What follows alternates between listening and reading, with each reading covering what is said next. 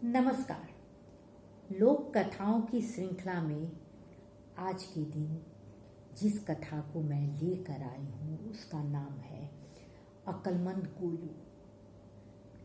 Lockdown के 30 दिन बीत गए हैं और इस लंबी अवधि में पूरा विश्व एक वैश्विक महामारी से जूझ रहा है और प्रयासरत है।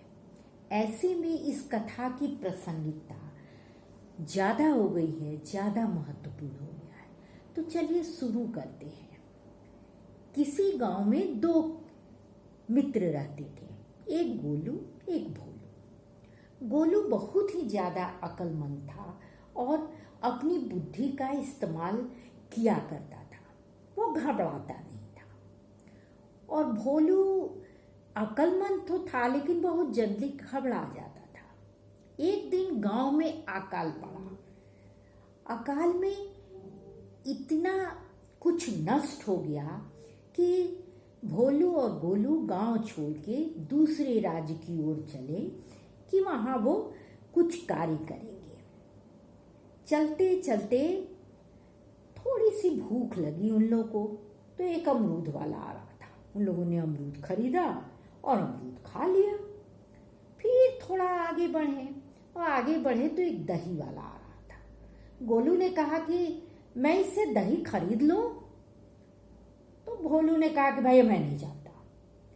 इस पर गोलू बिगड़ गया, बोला अरे बोलबा तो बोला ना तो हमारे पैसे दो। तो भोलू बड़ा लज्जित हुआ, बोला कि हाँ हाँ खरीद लो। तो वो दही खरीद लिया। इसी तरह आगे बढ़ते बढ़ते भोलू थक गया तो झुझलाने लगा। लेकिन हर बार गोलू उसको यही कहता कि बोलबा तो बोलो ना तो हमें अमरूद दो। अब अमरूद खा लिया तो दे तो नहीं सकता था ना, तो कहता था अच्छा ठीक है चलो जो मन करे। तो ऐसे उसने बहुत सा चीज इकट्ठा कर लिया, मसलन रस्सी, एक छोटा घड़ा और एक पेंट करने वाला, बहुत सा कलर का पेंट, बहुत से रंग का पेंट खरीद लिया और दोनों चलते रहे। अंत में वो थक गए और इतने थक गए कि अब गांव लौटे कैसे, राज्य दूसरे पहुंच नहीं पाए। अब क्या करें, तो वो एक आश्रय की तलाश करने लगे। चलते चलते उन्होंने एक सुनसान जंगल में एक बड़ा सा भव्य महल देखा। महल देख के गोलू ने कहा कि चलो अंदर चलते हैं, लेकिन भोलू को डर लग रहा था। उसने कहा ना पता नहीं किसका महल है, मैं तो नहीं जाऊंगा। गोलू ने कहा कि चलो देखते हैं अंदर क्या होता है। दोनों जब अंदर गए तो एक बहुत बड़ा राक्षस कमरे में सो रहा था। गोलू और भोलू पैर दबा के छत पर चले गए, लेकिन खटपट से राक्षस की नींद खुली और वो गरज के पूछा कौन है। अब तो भोलू डर के मारे बेहोश हो गया।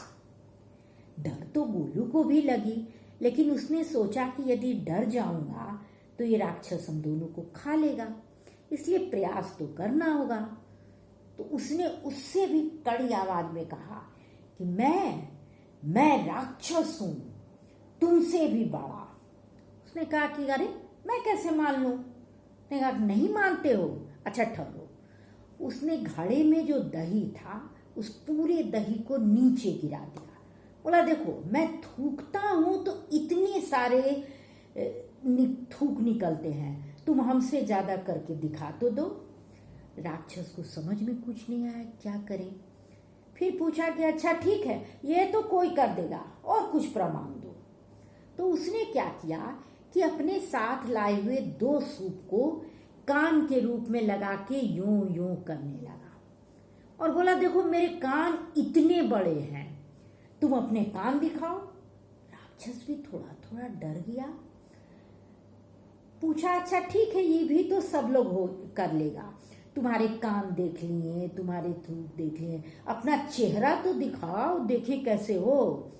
अब भोलू क्या करता, तो उसने क्या किया कि जो काला वाला पेंट लाया था उससे झटझट घड़े पे आंख नाक सब बना लिया और सारी रस्सियों को घड़े पे लगा के घड़ा सर के अंदर रख लिया, सर पे पहन लिया और मुंह निकाल के बोला कि देखो हम तुमसे बड़े राक्षस हैं।